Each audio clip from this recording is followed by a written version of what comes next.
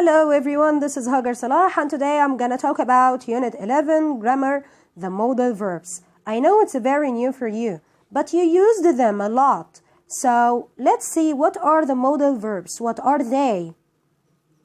Our modal verbs are can, could, be able to, verb to be able to, may, might, must, have to, should. And now we will talk about each one in details. The modal verbs are used in English to help other verbs express. Express what? We can express ability with the modal verbs, possibility, certainty, advice, obligation or necessity, lack of necessity or prohibition. They have only one form. All the modal verbs have only one form. Exceptional case is have to. It changes its form depending on the person and the tense also. For example, she has to go home. I cannot say she have to go home. It's wrong. She has to. And I can change it into the past and it will be it. She had to.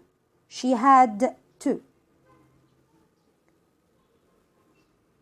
They don't take S or ing or ed at the end. For example, he can cook. I cannot say he cans cook. It's wrong. Note number 2, they don't use the auxiliary do to form questions and the negatives. For example, they shouldn't make any noise. They shouldn't make any noise. The positive form is they should. The negative form is they shouldn't. Here I cannot say they don't should. We can't use don't or do in the form of the sentence or the question. So I cannot say they don't should make any noise. It's wrong. Note number 3, they are followed by the base form of the verb. Infinitive. For example, you must fasten your seat belt. I cannot say you must to fasten your seat belt. Here to is wrong. I cannot say you should to. Do your homework. No, you should do your homework.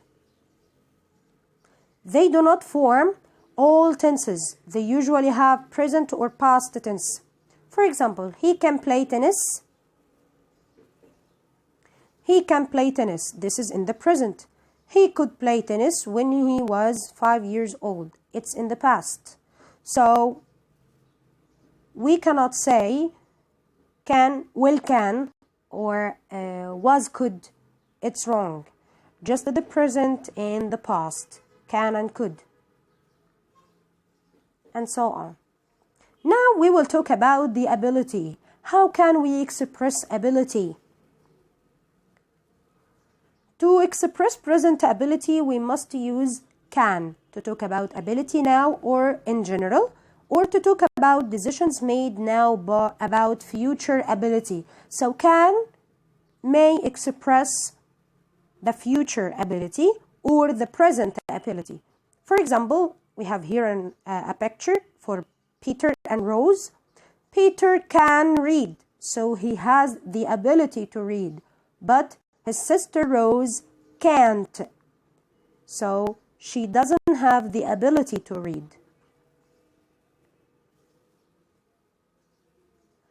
Mrs. Turner could play tennis before she had the accident. What's the difference between this sentence and the previous one? This sentence is talking about past ability, so we have to use could to talk about past ability. So can in the present, could in the past.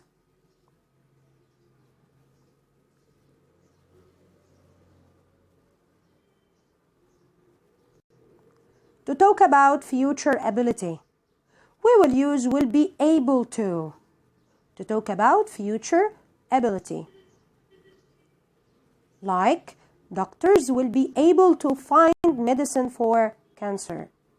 Doctors will be able to find medicine for cancer. So they will have the ability in the future to find medicine for cancer. What about the positive certainty? Certainty means I'm sure about something. So must here is correct to use. The meaning of must here, definitely yes, or I'm sure about it. I'm sure 100% about it. So it's positive certainty. He must be lost. How do I know? Because he is using the map. So he must be lost. To express possibility, we use may, might, or could. They mean it is possible, perhaps, maybe. Here we have an example. Why is the baby crying? He may, he might, or he could be hungry. So I'm talking about the possibility. I'm not sure about it. Negative certainty. I use here can't. It means definitely not. For sure not. He can't be at home. We can see the man in the picture. He is in the office, or maybe he is in his car. So he can't be at home. It's negative certainty. What about advice? It's very easy, and I know that it's very easy for everyone. We can use two ways. Should or ought to. Positive advice, use should or ought to. Negative advice, use shouldn't or ought not to or oughtn't to. The meaning is I advise you to or advise you not to if we have negative advice. Here in the picture, you should be more careful. You should be more careful. She gives positive advice. Obligation or necessity. There are two types of necessity and obligation: internal and external. Internal means the speaker decided that something is necessary. Some personal circumstances make the obligation necessary. It's a must to do. So it's internal, that the speaker who decided that it's necessary or important. But the external obligation or external necessity, that somebody else other than the speaker has made the decision. Some external circumstances make the obligation necessary, like laws, regulations, agreements, and other people's orders. Let's see some examples. We have internal obligation here, or the internal necessity. We can use must or have to. Must or have to. That means it's very necessary to do, or it's very important to do. I'm obliged to. Here, the example, we can use it into two ways. You must listen to me carefully, or you have to listen to me carefully.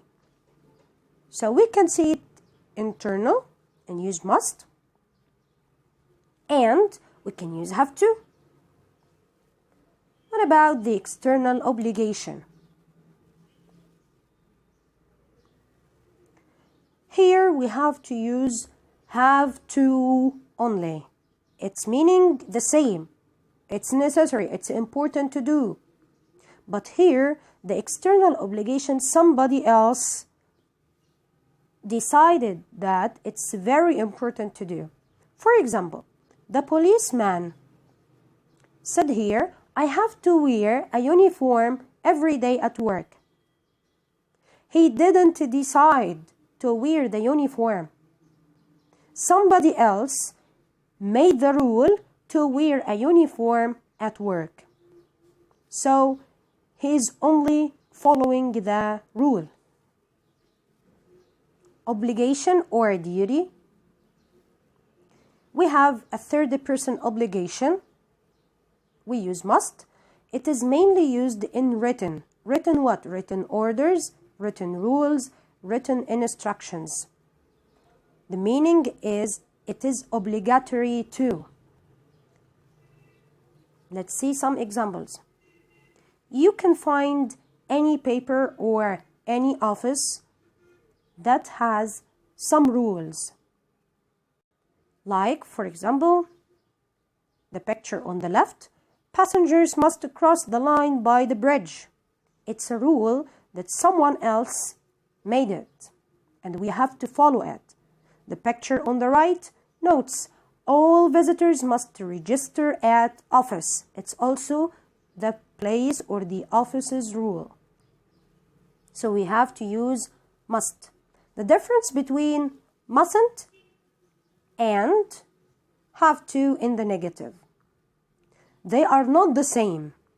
Mustn't here, if we say you mustn't eat that, don't eat that, the meaning is don't eat that.